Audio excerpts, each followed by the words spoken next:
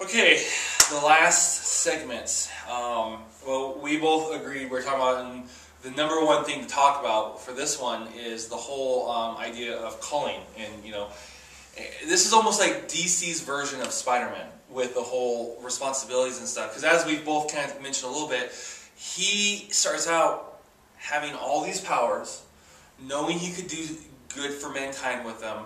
All this kind of stuff. He's been told by his parents, and he just essentially doesn't want to because he wants to live a normal life. When he was younger, he didn't fit in. He's finally learned how to pretend to be normal and fit in, and he just wants a normal life. He wants to go out there and he wants to have an opportunity to make a lot of money or, be popular. He just doesn't know exactly, but he wants that opportunity. He thinks if he becomes out of Superman, he won't ever have that chance, which is kind of true. I mean, it does limit, a lot. Yeah. So, obviously, that is super irresponsible. It's understandable. Like, I understand not wanting to be, at the service, of the planet. It's like joining the military in that sense. Like, that's a sacrifice, But at the same time, when you have that much power and responsibility, you almost have to, It's like, how do you not go and save people when, the volcano is erupting, when you could fly there in, 2 minutes across the planet or less, or I don't know what his top speed is now, nowadays. But, fast enough that Jimmy couldn't photograph him at 5 frames per second. 5 frames per second, and he was a blur. Yeah. So, I don't know what the math would be on that. I wouldn't even know how to do that math. That's like a word problem. I wonder if I could figure that out. I don't know. Maybe we'll see. If you know how to send it in, we'll say. But anyways, we want you to email us, guys. Come on, we keep saying send it in emails. So yeah, it's the whole idea of calling, and it's been a while since we talked about it. I've avoided anything to do with the whole idea of calling and that kind of stuff because episode 1, which was really, it was like an un-episode because it had nothing to do with comic book stuff. It's just, I had this idea, I just wanted to do it, and I had an opportunity to do an episode, and it was to kind of kickstart us. And it worked because a couple months later we started up officially. We talk about calling and ministry and stuff, and this time it'll be a little more from the perspective of, well, I'm sure we'll throw in some ministry stuff, but also with the whole superhero ideas. I don't know, I'll just start off by saying, I personally believe, and I know Jeff agrees, because when I was big on, when I first kind of started preaching on this a lot, he was in my youth ministry, and he's never said otherwise, so I know he agrees. His silence is acceptance. So anyways, the whole idea of, I personally believe that everyone, has a dream. Everyone has, a calling, a dream, whatever you want to call it. And of course, we're all created by God, and that's all been put into us. And there's several things that are hardwired into us. Of course, one is that desire, to have a connection with God, our Creator. And a lot of people fill it with other stuff. Drugs, sex, money, work, just anything, And a lot of times, they're searching for something, and the answer is... confuse it with, their desire to have a spouse or a girlfriend or something like that. And there's so many teenagers who are like, oh, well, when I find the perfect, man that's going to, fix my problems and stuff. And, or they, people say, they chase the bottle for stuff. They, just different things they turn to, and it never really satisfies them. And it's God that they're really searching for. I believe that just like we're hardwired for that, everyone's desired to have some sort of dream or desire that we aspire to. And that doesn't mean everyone goes for it. Some people end up just giving up because it's too hard, and I can never do that. But I believe that we all were born that way. And I kind of first came along this idea years ago when I read Dave Wilkerson, which was confusing because when I got that, I'm currently reading The Cross and the Switchblade, which is by Dave Wilkerson, who started Teen Challenge, but it's not the same guy. So apparently there's 2 Dave Wilkersons who are authors. So that was kind of confusing for me for a little bit. But anyways, the Dave Wilkerson I'm talking about is the same guy who wrote The Prayer of Jabez. I'm sure, almost everyone's heard of that. Inside, obviously, if you go to the church 3 times, you've probably heard of that. I don't even know where it is in the Bible. I've heard it 1,000 times, but I'm not sure where it is. It's Old. I can't remember exactly. Old Testament, and it's I can't think of it. It's probably in Genesis, one of those, but yeah. Yeah, and it's right in the middle of a genealogy. It's so and so begat so and so, so and so begat so and so, who begat Jabez, who prayed. And it says it's like a one or two little sentences, and it goes, who begat so-and-so, who begat so-and-so, who begat... So it's like hard to find because it's literally in this huge genealogy, and most people just skip over genealogies, and it's right in there. For good reason. It's like they're necessary, but they're boring. It's like the card catalog in the library. You just go right on by it.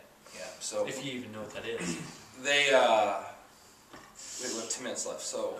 Right. I wasn't saying to you to be quiet, I was just thinking to myself...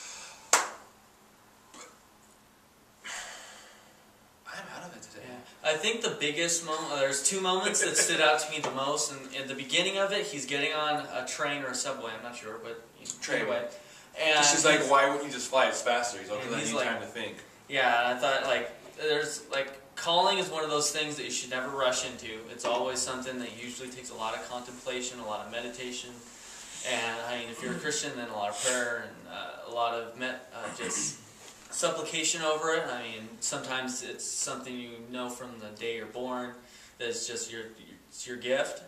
But like with Superman or Clark Kent, you see, they show him exceedingly good at 2 or 3 different things that he goes into the science. In different fields, yeah, science, sports. But the thing he chose is the one that turned him down. I mean, just because you happen to be really great at something doesn't necessarily mean that's what your calling's going to be. It just sometimes that means it's going to help you along. Yeah, well, Bernard Johnson, and I like to talk about him because his what is Andrew? Well, when I was in it was his. I think it was his great nephew or maybe just his nephew. Anyways, but one of his second generation of his family. Is Andrew Hewson, who was the director of Pathway when I went through Pathway. So I like to look at it because it's like, when you look at Star Wars, it went from like Yoda to Count Dooku to I just lost it. Yoda, Count Dooku to Qui-Gon Jinn to Obi-Wan to Anakin, and you can do it with almost every Jedi. Like, you trace back who they were trained under. I almost again, everything I do is geeky. I look at it as I was trained under Andrew, who was a relative of Bernard Johnson. That was affected his life. So indirectly, Bernard Johnson has affected me in my ministry, and indirectly even you, because I've affected you a lot. And you were in my youth ministry, then you were our leader, and then you were media, and then now you're here. So I always like to look at those connections. It's kind of cool. Do you feel like there's an earthquake happening? Anyways, it went away. I hope not. So this is a very random episode. I apologize, guys. That's my second energy drink today, and I haven't eaten all day, so it's all going straight to my head. Is probably the reason why. So, okay, and I've been running around all day. So when he was first called, he was a sailor, and he didn't have the proper education. He didn't have any stuff. He was turned down when he wanted to be a missionary. He got called to be a missionary in Brazil. He was turned down. They went on their own, with no funding. Like I said, had no right to even try it, but they had that calling. And I remember what I was trying to say earlier with the Dave Wilkerson thing. He, in his book, The Dream Giver, which I definitely highly recommend. It's an amazing book. Yeah, I've read it, I think, twice. I bought 2 separate copies, and I gave one away. The other one, I can't even tell you where it is, but I know it's very well. I've read it several times. Yeah, and my wife read it, and we weren't married at the time, but she really helped her a lot, too. One of the things that he talks about that, he talks about a story about how he was at dinner with a friend, and the friend was like, okay, really everyone? Okay, I understand certain people, and like us, and the other bigger people, but not everyone has a dream to do something, And he said, yeah, I do. And he's like, watch. So the waitress comes up to, refills on their drinks or whatever, and he goes, can I ask you something? He goes, is it your life's goal to be a waitress? And she's like, well, how do you mean?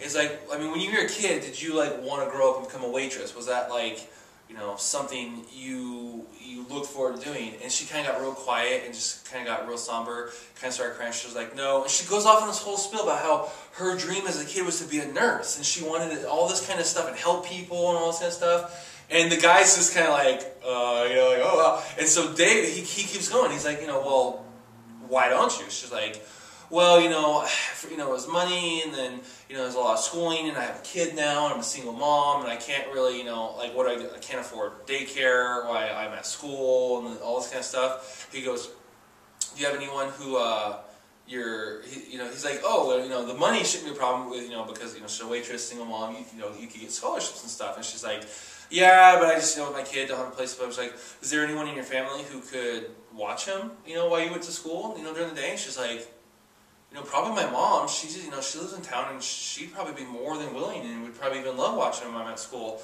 And so, in this, 5-minute conversation, she, decides to, quit her job, go back to school, and become a nurse. And, oh, she's all happy and thanks him. I think he even hugs him and stuff, is all thankful. He goes away, and the guy is like, I think they bet. I think they put money down. If I remember correctly, it's been a long time since I read it. And, guy was like, there you go. Well, it's like, I was listening to a podcast. I love podcasts. They're like my new drug. Of Louis Giglio, who is a super church pastor. Funny name, serious man. I don't know, I've never listened to him. No, he's not serious by any meaning of the word, but he does this message every once in a while called Passion, Pursuit, and Designer Genes, or something like that. And basically he's talking about how just because everyone has a calling, everyone has a passion that they were made for. And it's like he goes through the typical ones like pastor, teacher, nurse, doctor, all that kind of stuff. And he's like, but some of you out there are listening, and all you can think about right now are just designer, boutique, niche jeans. And it's just you're thinking about who you're going to have distribute and designs, and you have sketchbooks full of patterns and all this kind of stuff. And it's it's somebody has to make it, somebody has to design it, somebody has to buy the cloth, somebody has to make the cloth, there's room in every realm of society for somebody who has a dream to work on it. Even the people that make the machines, that make the cloth, that make the jeans. There's always somewhere to innovate, somewhere that somebody has a little candle in the back of their brain that they have that inspiration that is needed to take the next step forward in innovation. You can look at Steve Jobs and some of these people that others thought they were complete madmen. Yeah, they thought it was crazy for trying to make sexy computers, basically. You can say elegant, all stuff, but in the long run, he wanted to make computers sexier. And I don't mean sexier as in curves or sexier. Yeah, sexier, more appealing, Yeah. And why? Why would you make a computer more attractive or more or aesthetically pleasing? It's a computer. They're supposed to be ugly, and now we've got these beautiful, MacBook Pros that crazy stuff like that. You can like Mac or you can not like Mac. You can hate Mac, but you cannot deny the design. They're so sleek. The design. I hate Apple. I have an iPod, but they're so sleek, and they're so all about everything they make.